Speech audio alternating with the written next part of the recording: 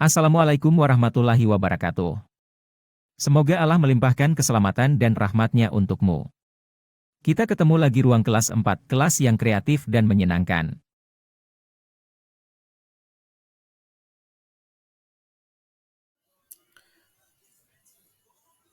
Assalamualaikum warahmatullahi wabarakatuh.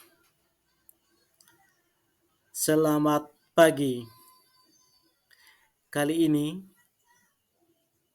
pada pertemuan pertama kita, khususnya pada pembelajaran bahasa Indonesia, kita mulai dari bab 1 dengan judul Sudah Besar.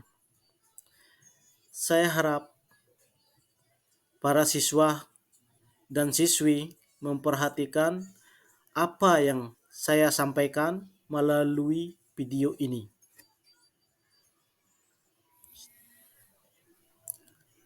Ya, kita langsung saja pada pembahasan pertama kita, yaitu tentang tokoh.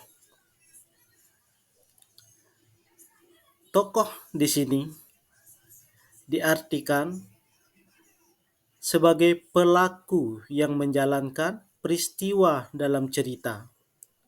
Tokoh tentunya memiliki sifat, sikap, tingkah laku, atau watak-watak tertentu.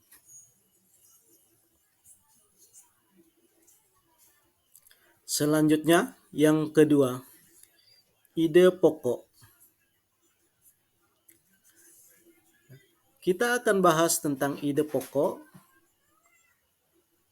Letak ide pokok biasanya terdapat pada awal atau akhir paragraf, tetapi ada juga yang terletak di tengah paragraf. Pembelajaran bahasa Indonesia, kita mengenal istilah-istilah seperti pikiran utama, pokok pikiran, dan kalimat pokok. Istilah tersebut mengandung makna yang sama, yaitu mengacu pada kalimat topik.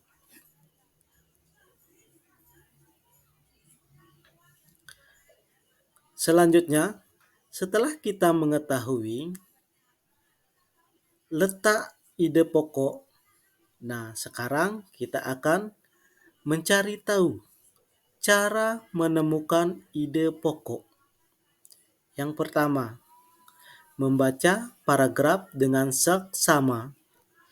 Sebelum kamu menentukan dan mencari ide pokok dalam suatu bacaan, kamu harus membaca seluruh paragraf dari awal hingga akhir secara saksama.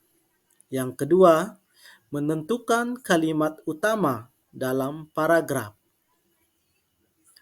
Yang ketiga, temukan kalimat yang menyimpulkan isi paragraf tersebut.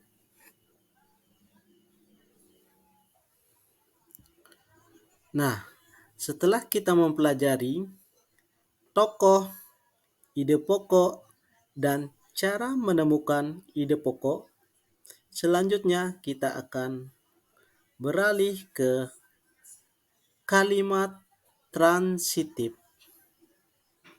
Seperti kita ketahui, kalimat transitif adalah kalimat yang bersangkutan dengan kata kerja dan memerlukan objek. Artinya, kalimat tersebut harus diikuti objek setelah predikatnya.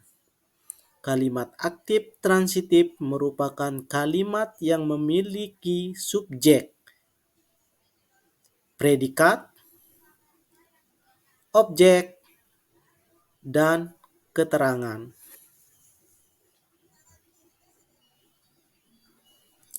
Nah, sedangkan contoh kalimat transitif yaitu ibu menanak nasi. Ibu sebagai subjek, menanak sebagai predikat, nasi objek.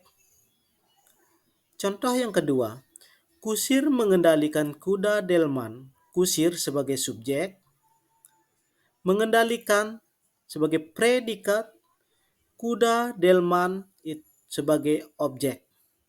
Yang ketiga, pawang menangkap seekor buaya.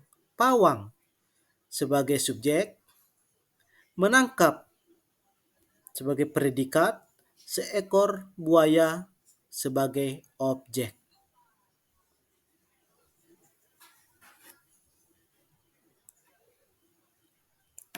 Nah, selanjutnya, lawan dari kalimat transitif, yaitu kalimat intransitif.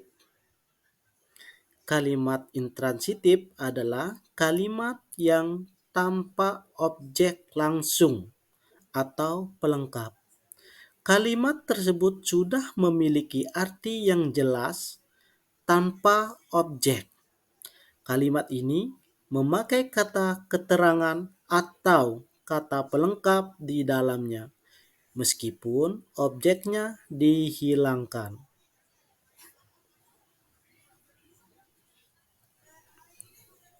Sedangkan contoh kalimat intransitif adalah yang pertama, semua orang bertepuk tangan. Semua orang sebagai subjek, bertepuk tangan sebagai predikat. Contoh yang kedua, gadis itu tersenyum bahagia. Gadis itu sebagai subjek, tersenyum sebagai predikat, bahagia sebagai pelengkap.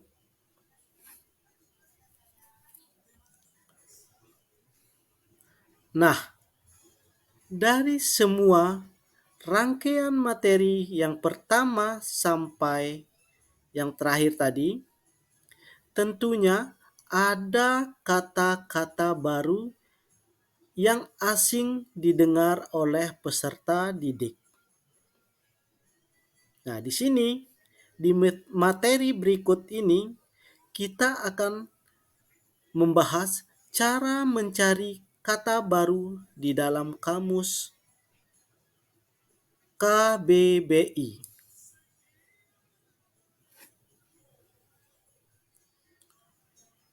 Di sini ada dua cara untuk mencari kata-kata baru dalam kamus. Yang pertama, menggunakan kamus cetak. Yang kedua, menggunakan kamus digital.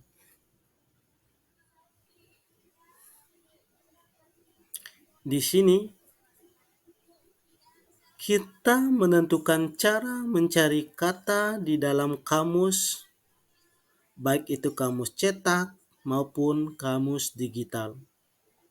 Kita bahas yang pertama, yaitu kamus cetak. Yang pertama, buka Kamus Besar Bahasa Indonesia atau KBBI dan tentukan kata yang ingin dicari artinya. Yang kedua, cari kata pada kamus sesuai dengan urutan abjad. Yang ketiga, arti kata terletak di samping kata yang dicari. Di sini ada yang perlu digarisbawahi untuk mencari kata yang berimbuhan. Terlebih dahulu, kita harus mencari kata kerjanya. Misalkan, kita mau mencari kata mencangkul.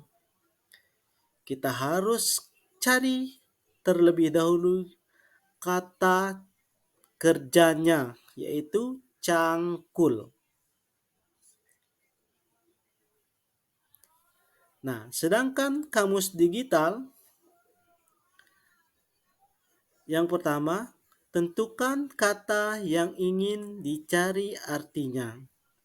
Yang kedua, buka laman kbbi.kemdikbud.go.id. Yang ketiga, ketik kata yang kalian cari di kotak pencarian. Yang keempat, klik tombol cari. Demikian pembelajaran pada hari ini kita akhiri. Semoga apa yang sudah dipelajari bisa bermanfaat untuk kalian semua. Assalamualaikum warahmatullahi wabarakatuh.